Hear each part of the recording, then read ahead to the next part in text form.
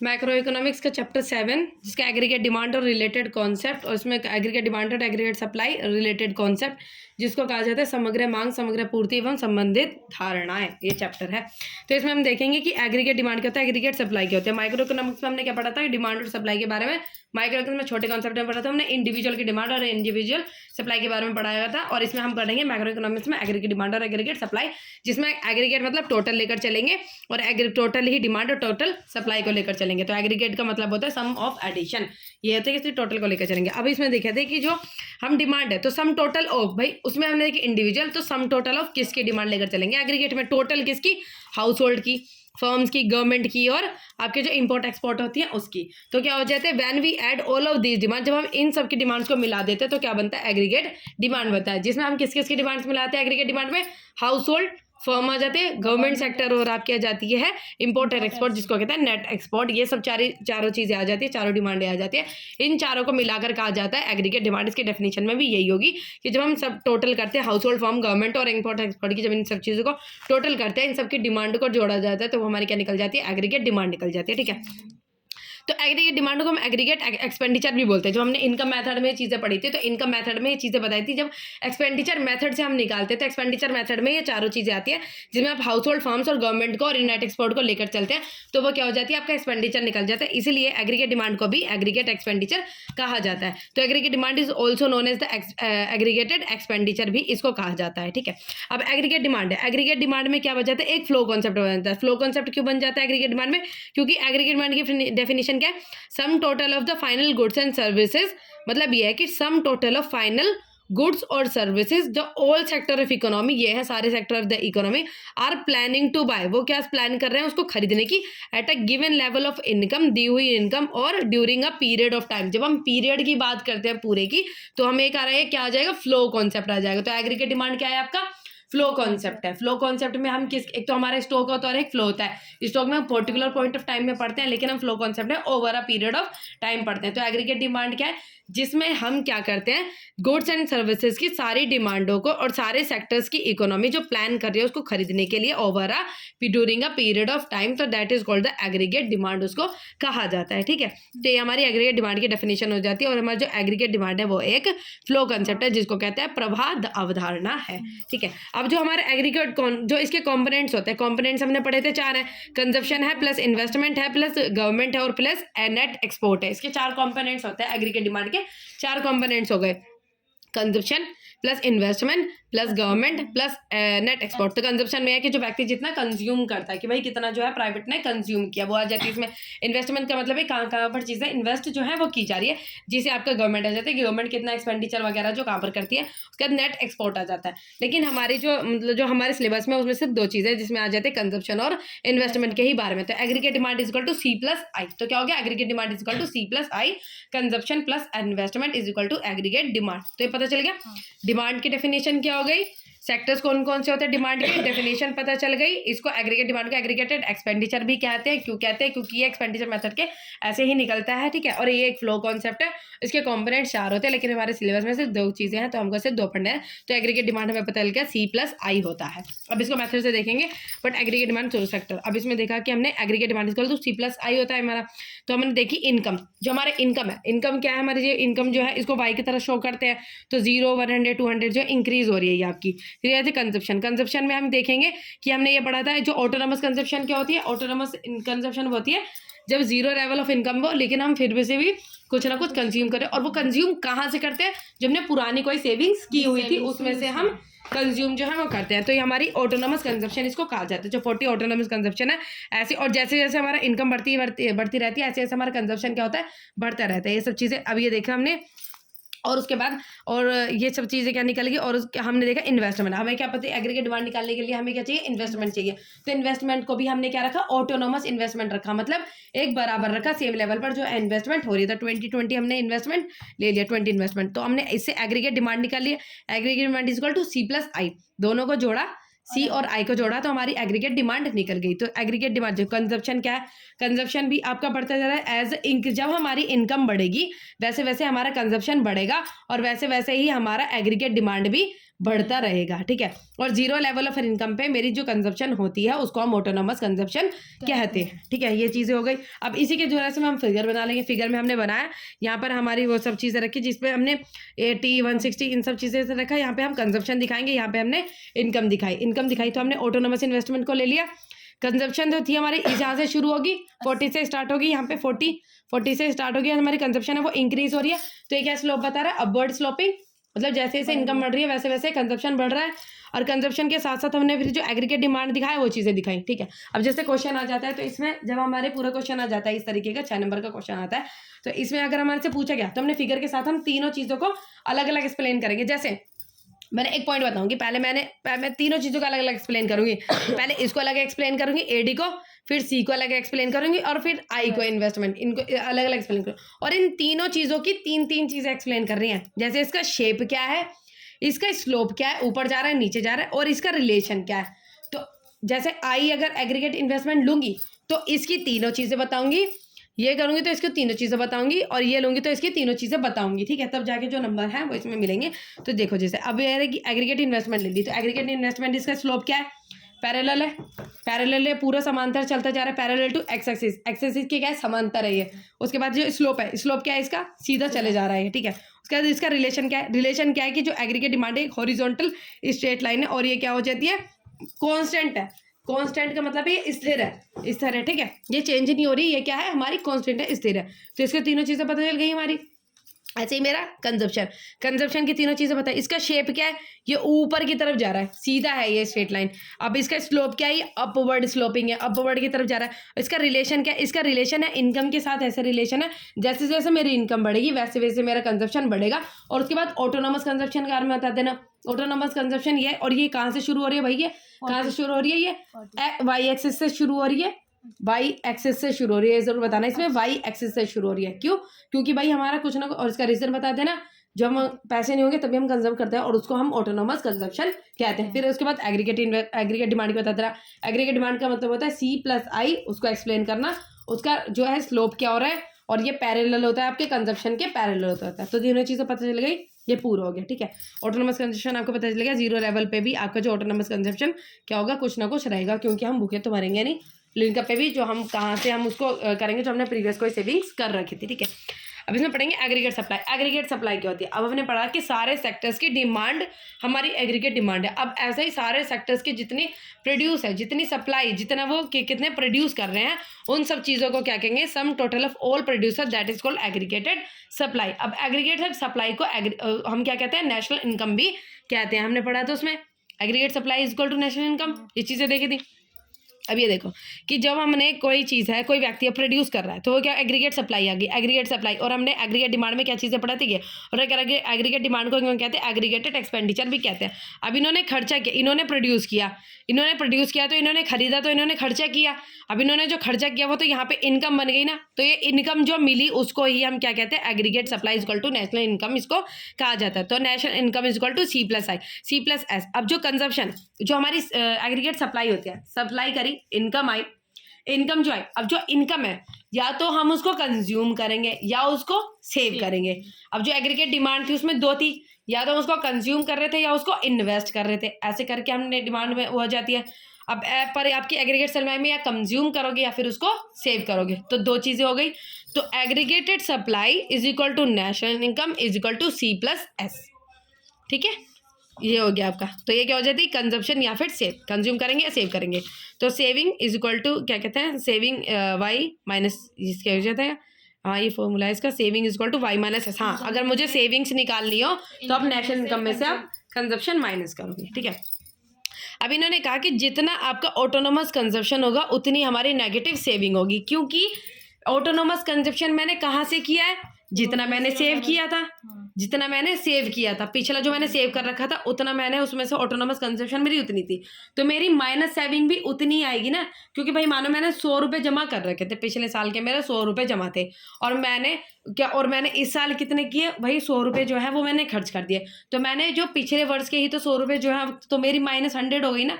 तो क्या होगा, जितनी आपका ऑटोनोमस कंजप्शन होगा उतनी ही आपकी सेविंग आएगी। तो देखो यहाँ पे जितनी ही कंजप्शन था उतनी ही ऑटोनोमस जो आपकी सेविंग्स थी ये आएगी। नेगेटिव या पॉजिटिव में थी, ये नेगेटिव में आएगी। ठीक है, ये पॉजिटिव में थी और ये नेगेटिव में इसलिए आएगी क्योंकि इसको पिछले टाइम की मैंने सेविंग खर्च किया। तो ये हो गया। तो aggregated supply is equal to आपकी जो एग्रीगेटेड जो नेशनल इनकम जो है वो हो जाती है। तो और ये बताएंगे इसमें, अभी हमने देखा इसमें यहाँ तक हमें पता चल गया था कि एग्रीगेट डिमांड। अब इसमें सेविंग हमने कैसे निकाली, बताया था आपको, नेशनल इनकम में से ये माइनस कर देंगे तो सेविंग निकलती चली गई। अब उसके लिए हमें क्या चाहिए, एग्रीगेटेड सप्लाई के लिए क्या चाहिए, सी प्लस एस चाहिए। सी निकला हुआ था, एस में हमने निकाल लिया, इसमें से माइनस करके तो एग्रीगेटेड सप्लाई आ गई। तो aggregated supply is equal to national income दिखा रहा है ना, ये जैसे aggregate supply is equal to national income. जैसे ये 0 है 100 है 100 है 200 है 200 है, निकल गया ना। हाँ। तो aggregated supply equal to national income यहाँ पर भी सेम दिख रहा है। तो यहाँ से भी हमें पता चल रहा है एग्रीगेटेड सप्लाई का मतलब क्या होता है, नेशनल इनकम होता है। तो ये चीज़ें समझ में आ गई। अब इसी को ही हम क्या कर देंगे, इसमें शो कर देंगे। इन्होंने कहा कि एग्रीगेटेड सप्लाई का मतलब क्या होता है, नेशनल इनकम। तो एग्रीगेटेड सप्लाई और नेशनल इनकम क्या हो जाते हैं, बराबर हो जाते हैं। तो इसलिए दोनों को डिवाइड कर दे, जैसे 90, अब जो ट्राइंगल है जो पूरा है इसको 90 डिग्री माना जाता है, 90 डिग्री। अब दोनों को हाफ कर देंगे तो क्या हो जाएगा, 45 डिग्री। तो एग्रीगेटेड सप्लाई का हमेशा कर्व कैसे बनेगा, 45 डिग्री का बनेगा, क्योंकि आधा नेशनल इनकम की तरफ जाएगा, आधा नेशनल इनकम की तरफ जाएगा और आधा सप्लाई कर्व की तरफ जाएगा। तो 90 का आधा 45, तो 45 डिग्री का ये कर्व बनाता है। ठीक है, क्योंकि नेशनल इनकम और सप्लाई कर्व दोनों इसमें आ जाते हैं और आपके aggregated supply is equal to national income हो जाता है। ठीक है, तो समझ में आ गया। अब हमने क्या बताया इसमें कि जो एग्रीगेटेड सप्लाई का हमने कर्व बना दिया, ये ऊपर की तरफ जा रहा है कर्व। तो ऐसे ही हम इसको क्या कर देंगे, एक्सप्लेन कर देंगे कि जो हमारा है कि जो एक्सेस जो वाई है वो हमने किस पे दिखाया, एक्स एक्सिस पे दिखाया। जो एग्रीगेटेड सप्लाई है वो वाई एक्सिस पे दिखाया। और जो स्लोप है, इसका स्लोप हमने तीनों चीज़ें बतानी थी। इसकी स्लोप क्या है, अपवर्ड स्लोपिंग है, 45 डिग्री का जो एंगल बना रहा है। शेप क्या है, अपवर्ड है इसका शेप। रिलेशन क्या है, इसका रिलेशन है कि जैसे जैसे इनकम बढ़ती है वैसे वैसे एग्रीगेट सप्लाई होती है। और एग्रीगेट सप्लाई का मतलब होता है नेशनल इनकम होता है। ठीक है, ये हमें समझ में आ गया इसका। तो एग्रीगेट सप्लाई हो गया।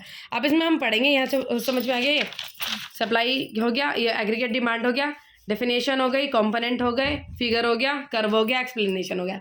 ऐसे ही इसमें हो गया आपका डेफिनेशन हो गई, इसका रिलेशन इनकम से कैसे होता है, उसके बाद इसका फिगर हो गया, नहीं टेबल हो गया, फिगर हो गया, उसकी एक्सप्लेनेशन हो गई। ठीक है, अब हम पढ़ेंगे कंजप्शन फंक्शन रिलेशन। जो कंजप्शन है उसका फंक्शन क्या, तो इसमें कंजप्शन फंक्शन के साथ इसका क्या रिलेशन होता है, प्रोपेंसिटी टू कंज्यूम। ये बताता है कि जो कंजप्शन है, जो हमने कोई कंज्यूम की, उसका फंक्शनल रिलेशनशिप क्या होता है।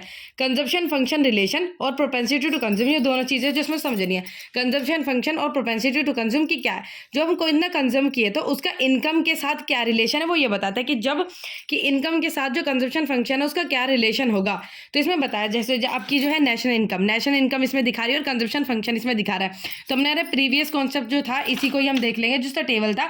जैसे जैसे मेरी इनकम बढ़ रही है वैसे वैसे मेरा कंजप्शन है जो वो बढ़ रहा है, और 0 लेवल ऑफ इनकम पे मेरा जो कंजप्शन है कुछ ना कुछ हो रहा है, इसको क्या कहते हैं, ऑटोनोमस कंजप्शन इसको कहा जाता है। जैसे जैसे इनकम बढ़ रही है वैसे वैसे मेरा कंजप्शन जो है वो बढ़ रहा है। अब एक टाइम पे मेरा जो कंजप्शन है वो क्या हो जाता है, इनकम के बराबर हो जाता है। देखो इसमें जैसे कि 200 और 200, जैसे मेरा इनकम के बराबर जो है वो मेरा कंजप्शन हो जाता है। इसको हम कहते हैं, जहां पर मेरी इनकम और कंजप्शन दोनों इंटरसेक्ट करते हैं, इसको कहते हैं ब्रेक इवन पॉइंट। क्या कहेंगे इसको, ब्रेक इवन पॉइंट इसको कहेंगे।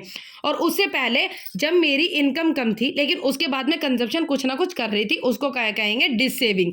जब मेरी इनकम कम थी लेकिन उसके बाद भी मैं अपनी जो प्रीवियस ईयर की सेविंग थी उसमें से कुछ ना कुछ इस्तेमाल कर रही थी, उसको कहेंगे डिसेविंग। मतलब जो सेव किया हुआ था उसमें से खर्चा कर रही थी, इसको कहेंगे डिसेविंग। और जब मेरी इनकम जैसे जैसे बढ़ेगी वैसे वैसे मेरा कंजप्शन बढ़ेगा, इसको कहेंगे सेविंग। जब मेरी जहाँ पर इनकम ज़्यादा हो जाएगी और मेरा कंजप्शन कम होना शुरू हो जाएगा, इसको कहेंगे सेविंग। तो यहाँ पर व्यक्ति ने जितनी इनकम थी उसका कम पार्ट, जो मतलब उसका कुछ पार्ट उसने कंज्यूम करना शुरू किया, खर्च करना शुरू किया, और कुछ पार्ट उसने बचाना शुरू किया जहाँ पर वो इसको बचत करनी शुरू हुई। और यहीं पर इसका फिगर है, ये वाई एक्सिस और ये एक्स एक्सिस, यहाँ पर आपकी कंजप्शन दिखाई जाएगी और यहाँ पर इसकी नेशनल इनकम दिखाई जाएगी। और जो यहाँ जो इसका क्या कहते हैं, नेशनल इनकम जो कर्व है जिसको is equal to A S aggregate supply भी कहते हैं, इसका कर्व क्या है, 45 डिग्री पे क्या है, और अपवर्ड स्लोप हो रहा है। और बीईपी और जो कंजप्शन है ये क्या हो जाता है, अबव जो आपकी एक्स एक्सिस के 0 से शुरू नहीं होते, ऊपर से शुरू होता है, ये क्या बताता है, ऑटोनोमस कंजप्शन बताता है। और जहाँ पर ये कंजप्शन नेशनल इनकम और जो कंजप्शन जहाँ पर इंटरेक्ट करते हैं वो है द ब्रेक इवन पॉइंट। और इससे पहले का जो पॉइंट हो जाता है ये हो जाता है डिसेविंग वाला, और जो इससे बाद का पॉइंट है वो होता है सेविंग वाला। ये जो होता है कि डिसेविंग, जहाँ पर क्या है कंजप्शन आपकी ज़्यादा है, नेशनल इनकम कम है, और यहाँ पर जब आपका कंजप्शन कम है और जहाँ पर इनकम ज़्यादा है, तो ये पॉइंट है जिससे कंजप्शन हो जाता है। अब जो types of propensity to consume, जो प्रोपेंसिटी टू कंज्यूम होता है दो तरीके के होता है, एवरेज प्रोपेंसिटी टू कंज्यूम और मार्जिनल प्रोपेंसिटी टू कंज्यूम। दो तरीके के, एवरेज और मार्जिनल। एवरेज में क्या देखते हैं कि हमने जितनी मेरी इनकम थी उसमें से कितना मैंने कंज्यूम किया। जैसे मेरी 100 इनकम थी, उसमें से मैंने 70 कंज्यूम किया, तो 0.70 इक्वल टू 70%। मेरी जो इनकम थी 100 में से मैंने 70% इनकम जो थी वो कंज्यूम कर ली, मतलब खर्चा कर ली। अब ऐसे ही मेरा बताता है marginal propensity to consume. Marginal propensity to consume का मतलब बताते हैं कि एडिशनल, कि जितनी मेरी इनकम थी उसमें जितना ऐड हुआ कि एडिशनल इनकम का मैंने कितना खर्च किया। अगर मेरी जैसे जैसे इनकम बढ़ती है, so if increase in income so now it impact and charge consumption. अब ये कहता है कि जैसे मेरी इनकम बढ़ती है मेरा कंजप्शन चेंज होगा। जैसे मानो कि अब इसमें क्या है, इनकम मेरी 100 थी, इनकम मेरी 100 से बढ़ के कितनी होगी 200 होगी। जो कंजप्शन था वो 70 था, पहले मैं 70 कंज्यूम कर रही थी, लेकिन अब कितना कंज्यूम कर दिया, 100 कंज्यूम करना शुरू कर दिया। मतलब ये है कि जो मेरा 200 जितनी 100 जो बढ़े थे उसका मैं कितना परसेंट जो है वो इस्तेमाल कर रही हूँ, ये इसमें बताएगा।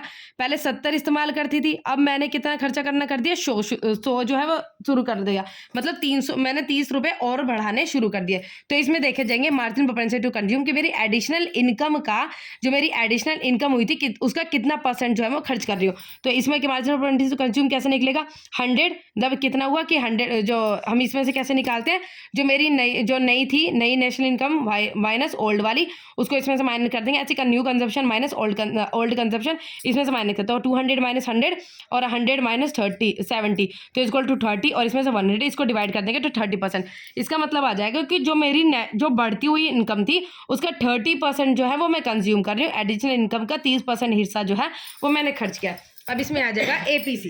एपीसी क्या हो जाता है और इसके कुछ इंपॉर्टेंट पॉइंट्स। एपीसी क्या हो जाता है, एपीसी मेरा एक से ज़्यादा कब हो जाता है, जब मेरी एवरेज प्रोपेंसिटी टू कंज्यूम मेरी एक से ज़्यादा कब होती है, जब मेरी ब्रेक इवन पॉइंट से, ब्रेक इवन पॉइंट से क्या होता है, ब्रेक इवन पॉइंट से पहले मेरा जो एवरेज प्रोपेंसिटी टू कंज्यूम है मैं उससे ज़्यादा कंज्यूम करना शुरू कर रही हूँ और मेरा जो खर्चा है वो कम हो रहा है। तो ब्रेक इवन पॉइंट से पहले मेरा एवरेज प्रोपेंसिटी टू कंज्यूम क्या होगा, ज़्यादा होगा एक से। ये देखो ये रहा कि जिसमें मेरी क्या है एवरेज, जिसमें क्योंकि क्या होता है हम उस टाइम पे क्या करते हैं, जो मेरी नेशनल इनकम थी हम जो पीछे इनकम से ज़्यादा खर्च करना शुरू कर देते हैं। मेरी इनकम से ज़्यादा खर्च करना शुरू कर दूंगी तो मेरा एपीसी एक से ज़्यादा आ जाएगा।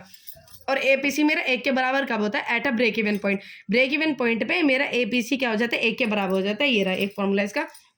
एपीसी कम होता है एक से, कब कम होता है, जब मैं क्या कहते हैं कि मैं मतलब जितनी इनकम थी उससे कम खर्चा कर रही हूँ, तो मेरा एपीसी जो है वो एक से कम होता है। और एपीसी मेरा घटता जाता है जैसे जैसे मेरी इनकम बढ़ती जाती है। क्यों, क्योंकि जैसे जैसे इनकम बढ़ेगी लोगों की डिमांड जो है वो जितनी हो रही थी वो डिमांड्स पूरी करते जा रहे थे।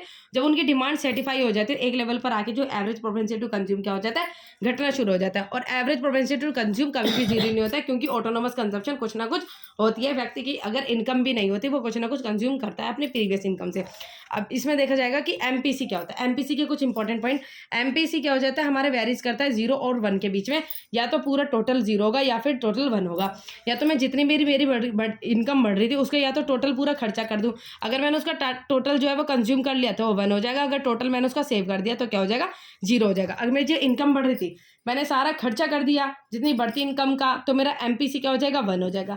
जितना मैंने बढ़ती इनकम का सारा सेव कर लिया था वो क्या हो जाएगा, 0। तो एमपीसी मेरा 0 और 1 के बीच में रहता है। MPC of poor is more than the rich. हमारा जो एमपीसी है, मार्जिनल प्रोपेंसिटी टू कंज्यूम, गरीब लोगों का ज़्यादा होता है रिच लोगों से। क्यों, क्योंकि गरीब लोगों की बहुत सारी जो नीड्स है वो अनसेटिस्फाई रहती है, फुलफिल नहीं रहती, और अमीर लोगों की जो नीड्स है वो सेटिस्फाई रहती है और ये ज़्यादातर खर्चा करती है, इसलिए इनका एमपीसी ज़्यादा होता है, रिच का कम होता है। MPC falls with increase in income. MPC जो है वो इनकम के बढ़ती इनकम के साथ घटता रहता है, क्योंकि नीड्स लोगों की पूरी होती जाती है, उनकी डिमांड्स कम होती जाती है। ठीक है, अब इसमें देगा सेविंग फंक्शन, जैसे मार्जिन कंजप्शन फंक्शन देखा था ऐसे इसमें जाएगा सेविंग फंक्शन और प्रोपेंसिटी टू सेव इसमें देखा जाएगा। तो सेविंग फंक्शन इसमें देखेंगे सेविंग का जो इनकम के साथ कैसा रिलेशन है। सेविंग का इनकम के साथ डायरेक्ट रिलेशन होता है, जैसे जैसे इनकम बढ़ती है वैसे वैसे उसकी जो सेविंग्स है वो बढ़ती चली जाती है, ये रही। और जो एक टाइम पर ऑटोनोमस जो है वो मतलब ये है कि एक टाइम पे जो नेगेटिव सेविंग आती है, जिस टाइम पे वो इनकम ना होने के बाद भी कंज्यूम करता है तो उस टाइम पे उसकी नेगेटिव सेविंग आती है। तो ये रही जहाँ से हमने निकाला तो हमारी सेविंग निकलेगी इनकम माइनस मतलब इनकम में से जो हम कंजप्शन माइनस कर देंगे तो हमारी सेविंग्स जो है वो निकल जाएगी, और यहाँ पर क्या हो जाएगा, नेगेटिव सेविंग हो जाएगी। और एक जहाँ पर आपकी सेविंग जीरो होगी, ये हो जाएगा ब्रेक इवन पॉइंट। ये वाला पॉइंट है ब्रेक इवन पॉइंट, इससे पहले की आपकी नेगेटिव सेविंग और इससे बाद की आपकी सेविंग होनी शुरू हो जाएगी। ठीक है, तो ये रहा इसका फिगर। और जो आपका जो सेविंग कब है वो कहाँ से शुरू होगा, आपका सेविंग कब वाई एक्सिस के नीचे से शुरू होगा। क्यों, क्योंकि एक तो पॉइंट हो जाएगा जहाँ पे ये वाली आपकी ये आपकी नेगेटिव चीज़ें दिखा रहा है और ये क्या है आपकी पॉजिटिव दिखा रहा है। इसमें क्या हो जाएगा कि जब प्रीवियस ईयर की सेविंग्स को यूज करके कंजप्शन कुछ ना कुछ की जा रही है, तो यहाँ पे आपका जो स्लोप है जो सेविंग कर्व का वो नीचे से स्टार्ट होगा नेगेटिव साइड से, फिर उसके बाद ऊपर तक जो है शुरू होगा। ये बताएगा इसका जो कर्व है वो आपके वाई एक्सिस के माइनस साइड से शुरू होता है। इसका स्लोप है अपवर्ड स्लोपिंग, जैसे जैसे मतलब बढ़ेगी वो इनकम बढ़ेगी वैसे वैसे इसका स्लोप है वो ऊपर की तरफ जाएगा। तो प्रोपेंसिटी टू सेव भी दो तरीके के होते हैं, एवरेज प्रोपेंसिटी टू सेव और मार्जिन प्रोपेंसिटी टू सेव। या तो हम जो सेविंग का है जो कुछ इनकम का जो पार्ट है या तो सेव करते हैं कंज्यूम करते हैं, तो इसका फंक्शन हो जाएगा एस डिवाइडेड बाय वाई। और जो मार्जिन प्रोपेंसिटी टू सेव या तो एडिशनल इनकम का एडिशनल मार्जिनल डिवाइडेड बाय जो मार्जिन प्रोपेंसिटी है ये वाला S divided by Y.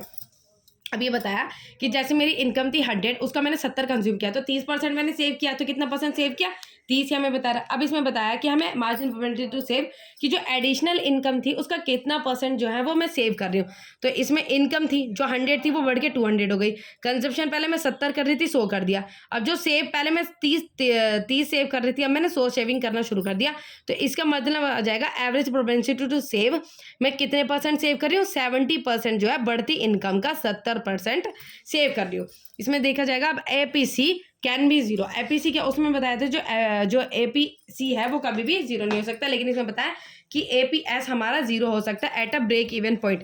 Break even point पे जो APS है वो क्या हो जाएगा, जीरो हो जाएगा। Average propensity to save break even point के ऊपर जीरो हो जाएगा, क्योंकि वहां पे हमारी जो कंजप्शन इनकम जो है वो बढ़नी शुरू हो जाएगी, तो APS क्या हो जाएगा, जीरो हो जाएगा।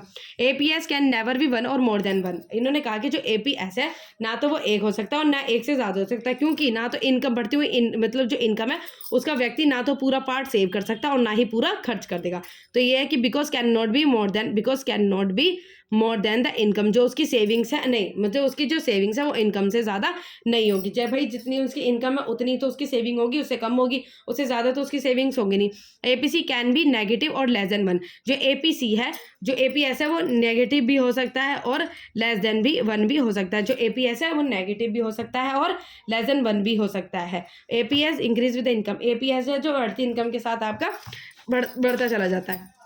MPS के बारे में देखिए, MPS between 0 and 1 either save, या तो बढ़ती इनकम का जो पार्ट है या तो आइदर ना तो सेव किया जाए और पूरा या तो सेव कर लिया जाए। तो इसमें 2 कंडीशन आती है, या तो उसकी बढ़ती इनकम का पूरा पार्ट सेव कर लिया जाए, तो या तो कुछ सेव नहीं किया जाए, पूरा कंज्यूम कर लिया जाए। अब इसका आ जाता है रिलेशन कि APC और APS का इन दोनों का रिलेशन क्या होता है। ठीक है, इन दोनों का रिलेशन जैसे क्या आ जाता है कि income is equal to C+S। ये जो एग्रीगेटेड सप्लाई का मतलब क्या होता है, मतलब national income is equal to C+S। इसमें कहा जाता है या तो कंज्यूम करो या पूरा सेव करो। दोनों साइड अगर y से डिवाइड कर देंगे तो 1 इज इक्वल टू C+Y क्या होता है APC और S+Y क्या हो जाता है APS। तो इसका रिलेशन बताया है कि दोनों का रिलेशन क्या होता है, APC is equal to APC plus APS is equal to 1 माना जाता है। इसमें बताया जाए कि MPC और MPS का क्या रिलेशन होता है। MPS और MPC इज इक्वल टू 1 इनका रिलेशन होता है। वो कैसे होता है कि इनका जो डेल्टा वाई और is equal to delta C divide plus delta S is equal to, इन दोनों को डेल्टा वाई से डिवाइड कर देंगे तो ऐसे ही ये 1 का बना जाएगा यहाँ पे। और सी डिवाइडेड वाई क्या होता है MPC और सी एस डिवाइडेड वाई क्या होता है MPS। तो क्या हो जाएगा MPC plus MPS is equal to 1। तो ये हो गया, तो यहाँ तक कंप्लीट हो गया। ठीक है, तो चैप्टर कंप्लीट।